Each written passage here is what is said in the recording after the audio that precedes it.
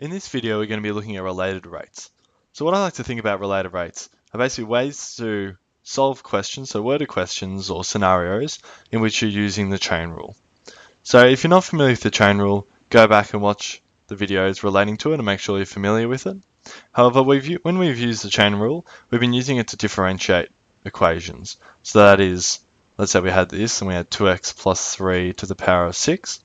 What we would then do is let u equal 2x plus 3. We could then say that dy over dx is equal to dy on du times du on dx. And that's how we use the chain rule. However, we could also use this formula. However, rather than letting u equal something, it means that we can find the rate or something, so x with regards to y. However, we are using numbers that relate to u. So easy, or not easy, but a typical example is if you're looking at something like volume. So if you want to find the area with respect to x, but you only have the variables with regards to volume. So you could then go d volume on dx times d area on the volume.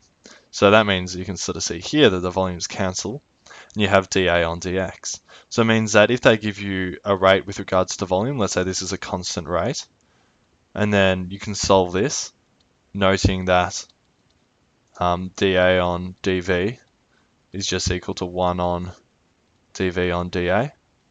So let's say you can solve that for some, like if you're given the volume, given the area, you can solve that equation. Then you can times them together, and you can get this new rate which you previously weren't able to do. So with regards to related rates, it's important before you start the question to look at all the different factors in it, and then you can apply this rule. And at the end, it's really important that you put the units, because with related rates, there are basically always units. So it's important that you put it in, or else you'll lose marks when you didn't need to. So we're going to work our way through a question, and through this you'll be able to see how the related rates work and how we're using the chain rule. So here we have a question. So a bowl is being filled with water at a rate of 20 centimeters cubed a second. The volume of water in the bowl is given by V equals h squared. Find the rate at which the depth of the bowl is decreasing when the depth is at 5 centimeters. So first thing is to make sure you actually understand what the question is. So we have a bowl of water. So you can imagine here, there's a bowl, and then we have some water coming in. So we have the water coming in, and the bowl is being filled at a constant rate. So we know that the volume of the bowl is equal to V's h squared, where h is going to be the height. So there, this is h. So depending on how much water there is, depending on what value h is, the volume increases. And that makes sense, because the greater the height, the more water there is, the greater the volume. And so that's represented by V equals h squared. And then they want to talk about the depth. So with the depth, this is relating to the height, because the depth of the bowl of water is going to be the height of the bowl of water. So it's saying, we'll find the rate at which the depth of the bowl is, that should be increasing, so is increasing when the depth is at 5 centimeters. So when h is equal to 5. So we want to know how much is h changing. So if it's being filled up, h is going to be increasing, but at what rate is it increasing when h is equal to 5? So let's say we've got the water at this level here, and we've got this much water. At what rate is it increasing per second at this particular point? So going back to this original thing in the first sentence, the bowl is being filled with water at a rate of 20 centimeters cubed a second. So what does that tell us? We know that dV over dt, so I know it's dt because it's per second, and volume because it's centimeters cubed, is equal to 20, and that's at a constant rate. So dV on dt is equal to 20. But what do we want to know? We want to know dH on dt. We don't know that at the moment. So how can we use the chain rule to relate these two variables?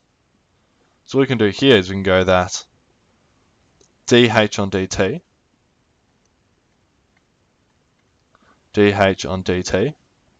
is going to equal dV on dt times dH on dV. And that's using the chain rule. So we want to know what this is, we know this variable, and we can calculate the other one. And so often if you find these two and you put the other one in, you'll realize you'll be able to calculate that. So firstly, dv dt we worked out was equal to 20 because it was given in the question. What does dh on dv equal? Well, as I said before, dh on dv is equal to 1 on dv on dh. So what does dv on dh equal? Well, in the question it said that the volume was equal to 4h squared. Was equal to h squared. So the volume was equal to h squared. So as this is a volume, then dv dh is going to equal 2h. So you can bring the 2 down, that's just differentiation. Therefore, dh on dv is equal to 1 on 2h. So what does dh dt equal? Well, dh dt is equal to 20 times 1 on 2h, which is going to give us 10 on h. And why is there a h in the dh dt? That's because the depth of the water is going to vary depending on how high up the volume is. And that makes sense because forgetting about the maths, just trying to think about it logically, if the water was very low, then you have a bowl, so there's not much water there. If you're pouring some water into a bowl, initially it's going to increase a lot. You can sort of see this. But then once it gets near the top, it's going to, especially if you're filling up, let's say, a bathtub, then the depth of the water initially is going to increase quickly, and then later on it won't. And that's because there's more volume to fill up the top, and that's due to the way the bowl is structured. We could see that from the fact that the volume of the bowl is equal to h squared. So we have 10 over h. So what do we do then? So when we have the 10h, the question said when the depth was equal to 5. So when the depth was equal to 5 centimeters. So if we know that, we can say that dh dt, so the depth, is equal to 10 on 5. At h is equal to 5, therefore it is equal to 2. Now you can't just leave it there, therefore you have to say in a worded answer, the depth of the water is increasing. So I made a mistake with the writing of the question. It was definitely increasing because the water is being filled up. So the depth is increasing at 2, then you have to put the units. So what are the units? Well, firstly the height, so that's going to be centimeters, and then the time, so it's going to be seconds. So that is increasing at 2 centimeters per second at h is equal to 5, or when the depth is equal to 5 centimeters. So remember at the end, put units in. You can work out the units from what this is, and looking at what unit is going to height be in, or the depth be in, and what unit is the time going to be in. Or if it's not time, if it's such as dx, then it'll be 2 centimeters over meters, or a different unit over meters. So look at another question here. So with this question, try and look at it yourself and see what key features are there and how you think you may go about solving it. So basketball is being deflated and its volume is decreasing at a constant rate of 20 centimeters cubed per second. What rate is the radius of the ball? So the radius of the ball changing when the radius is at 20 centimeters. So basketball is being deflated and its volume is decreasing at a constant rate of 20 centimeters cubed per second. So that's saying that the volume on the time, so that's like the rate, is decreasing at a constant rate of 20. So because it's decreasing, there's the negative, so negative 20 centimeters cubed per second. So dv on dt is going to equal negative 20. At what rate is the radius of the ball changing? So we want to know what dr on dt is equal to when r is equal to 20. So using the chain rule, we can work this out by going dr dt is equal to what they tell us, so dv on dt. Then what do we have to times to make that the case? By dr on dv.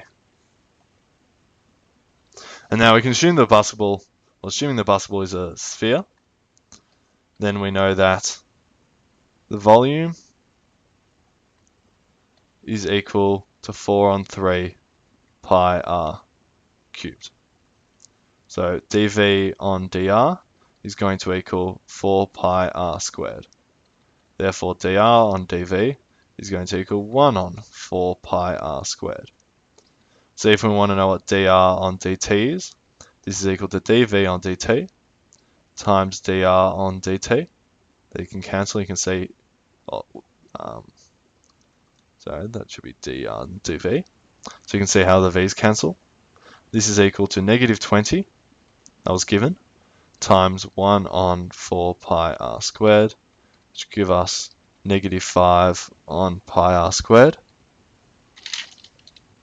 So with negative 5 pi r squared, we then have to sub in when r is equal to 20. So r is equal to 20. Therefore, we're going to get negative 5 on 20 squared times pi. So you have this, if you had to do this, you'd have it with your calculator. You can go 5 on 20 squared. That will give us, or you could do it by hand. You can go 20 squared and then cancel the 5s. And then 1 on 80 pi, but it is negative. However, you do have to write the answer as a worded question like before. So you have negative 1 on 80. So here, if you remember, we had dr on dt was equal to negative 1 on 80 pi. So before it said it was decreasing at a rate of 20. So now when we're doing worded, we have to do the same thing. So we can get rid of the negative, but we have to say decreasing. So in the final answer, we say that the radius is decreasing. And because we say decreasing, this implies a negative. At 1 on 80 pi, then we have to put the units. So 1 on 80 pi, the radius is going to be in centimeters because the volume was in centimeters cubed, and time will be in seconds. So centimeters squared. So the radius is decreasing at 1 on 80 pi centimeters squared when the radius is equal to 20 centimeters. So with these related rates, it's really important you do a few questions to understand them and have a go yourself. However, look at what chain rule I can use to be able to work out the variable. What variables do I want? What variables are given? Make sure you put the units at the end. And if it is decreasing, be careful with the negatives.